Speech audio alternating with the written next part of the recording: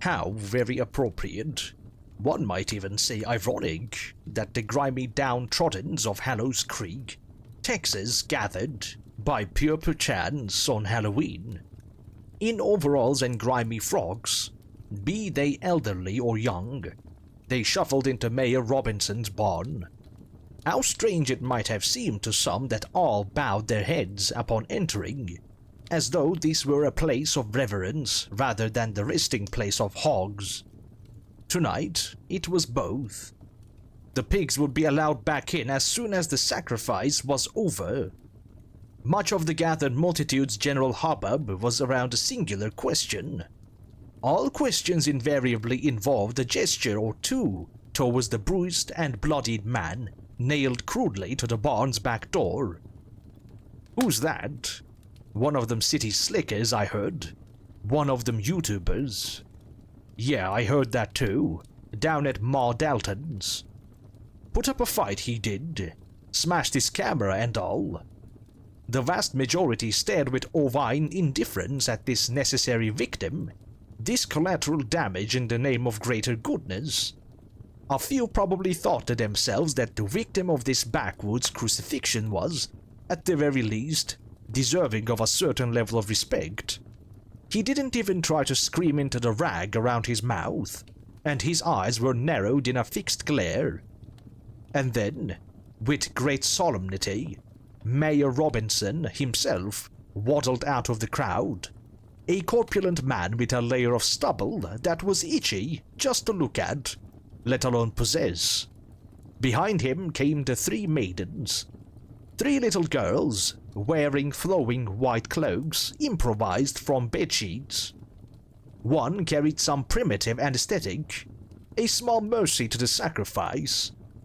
Another carried a small sewing kit. The final girl carried a great wooden box, from which emerged the stink of wet animals.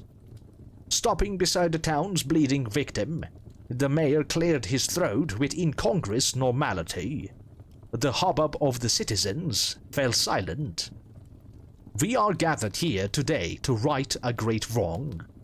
This man, our unfortunate guest, by attempting to reveal the face of our benefactor to the world, he has placed us all in grave danger. We cannot allow his loose tongue to frighten away our godsend, our savior. Who do the people come from far and wide and pray to catch a glimpse of as he bucks and sways alongside the creek? Muleman, Muleman. Who scares the crows from our crops with his brays and spindling fingernails?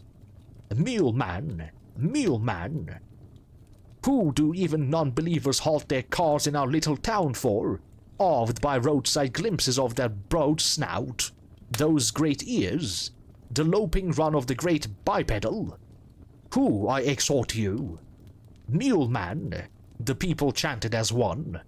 Muleman, he who carries our load. It is Muleman.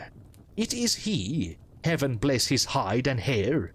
And now, a sudden panicked cry went up from the multitude, panicked and aghast, with many falling back on the sign of the cross.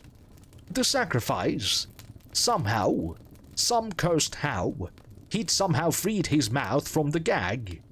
He could speak his heresy. It was with as much dignity a man in such pain could manage that he shouted out, "What the hell? What the actual hell?" "Silence, heretic," Mayor Robinson barked. "You guys all know your little cryptid body is an absolute sham, right? Are you all in on it? Or did some clown think it'd be fun to pull a prank or two? Run across the road, scare a few motorists? Not very funny. Heresy. Speak not of the great bipedal." The sacrifice dared to chuckle. "It's the trail cam that proved it. Aye," he coughed against his pain. "I mean, come on. That dude in the donkey mask. Cool mask. But yeah, is that really worth killing a man over? A childish fraud." "Heretic, you will know the truth," Mayor Robinson roared.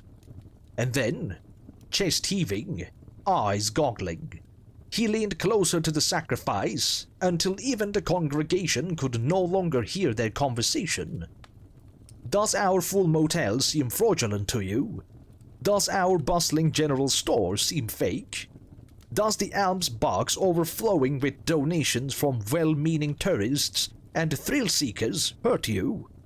Let me tell you something, heretic.